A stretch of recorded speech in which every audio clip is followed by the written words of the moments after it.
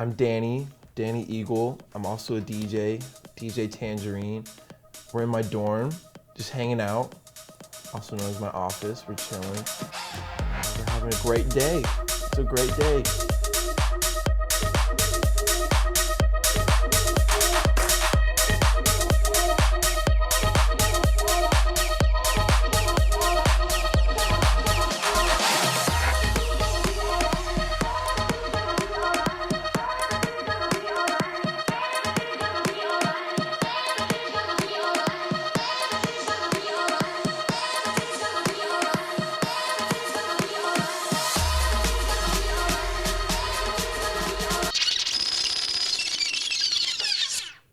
Yeah, cool.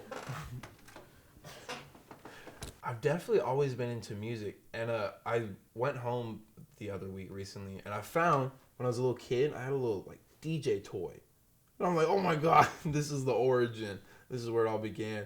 It's like this little thing with like just a little turntable like wheels and things. I was like, holy crap! So I found that, and I was thinking, I was like, so is this like where it began? And I remember in like 7th grade, I got like a DJ app on my iPhone. No, it was an iPod. The iPod 4. That was a good iPod. I had an iPod 4 with a DJ app on it. And I thought I was the coolest kid. And I was like, yeah, I'm going to be a DJ. But I didn't like actually think I was going to do that. I started off just like ripping stuff off YouTube. Like, I was so illegal about everything. I was like stealing music in every way possible off of every site.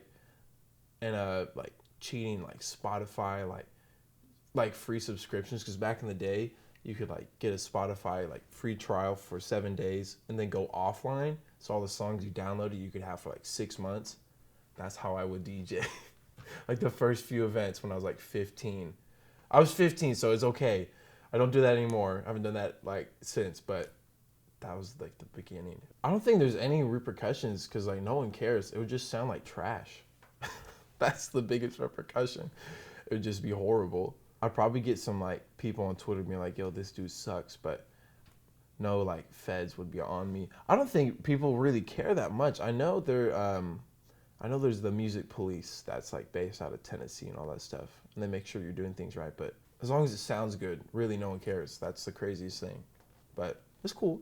Depending on the event, pretty much for all events, there's like a certain like process I go through. Depending on if like it's a wedding or if it's like EDM show or we're doing like a club night, it's all pretty much the same. I like wake up and I like try to eat some fruit. I get my laptop out and I like search for like at least 20 to 30 new songs that I haven't played before just to like get some new stuff.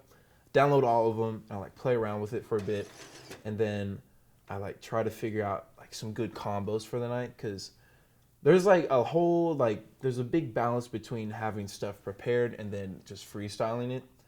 And I'm a big believer in like trying to freestyle as much as possible. But if it's like a event that I do often, I don't have to do as much prep because I've been ready for it like weekly because I do it often. But it's almost all prep. It really is. Like for a wedding, maybe the wedding's like 4 or 5 hours long, but there might be like 12 hours of prep in that to just get ready for it. It's a lot. It's crazy. I can be like super confident and have no worries. I'm like, I got this. Or I'm like, oh my God. Oh no. I'm like, oh no. It's like I've done so many gigs at this point because I've been doing it full time for a few years that I don't get nervous as often, if at all, anymore. But when I do, it's like, oh boy, we're going into it.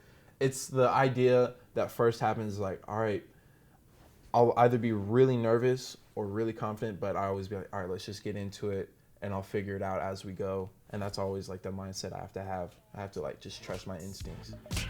Let's go! This is #1 champion sound. Yeah, Estelle, we about to get down. Who the hottest in the world right now? Just touched down in London town. Bet they give me a pound. Tell them put the money in my hand right now. Set up a motor, we need more seats. We just sold out all the floor seats. He said, hey sister, it's really, really nice to meet ya. Probably like the first person I look up to is this guy named DJ Lightbright. He's like one of my like best friends, and like he's a bit older than I am, and he's like, as a DJ, what I like aspire to like work towards. And he and I are like, we have a vlog together. Like, shout out the vlog real quick. Drop a link. Cut that part. But DJ Lightbright's someone I definitely look up to. There's a guy named DJ Red Handed, and these are all people from Oklahoma City.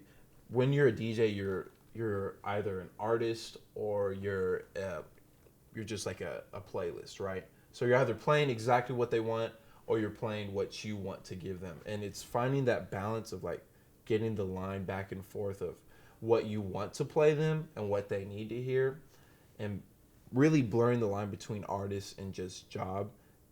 And seeing that done so well by like these big time DJs is so inspiring to me, and that's something I always try to do. So I try to throw my personality in there as an artist while also giving them like an experience that's familiar and like exciting to them is like the biggest goal. So those are definitely my biggest inspirations. Going to UCO, I think, made me become a DJ, or at least stay being a DJ, because when I like finished high school, I was enrolled at OU, and I had like all these different places I was thinking of going, and I ended up switching to UCO because I got some scholarships here.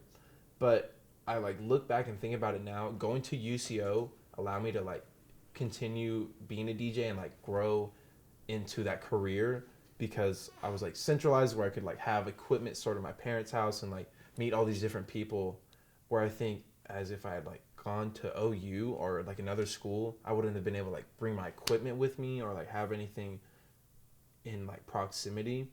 And I like think about that as like I took like this decision at this fork in the road where I would have been like an engineering student and I'd like be a whole like engineering major for life and all that stuff on a different life path. But now this timeline, I went to UCO, now I'm a DJ full time with a graphic design and marketing degree, and I'm doing all this crazy stuff. I don't know. That's just like a little interesting thing I think about often, is the timeline that I'm on right now and how things could have been so different. Being at UCO, I can like be in the city all the time, and I definitely wouldn't have made like any of the connection I've made that have brought me to this point.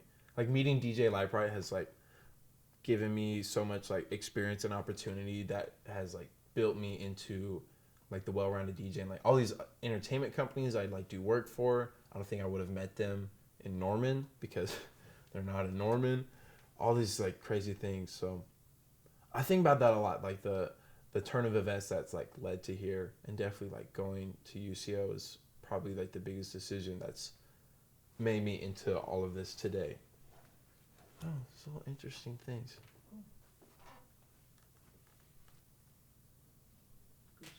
All right, bet.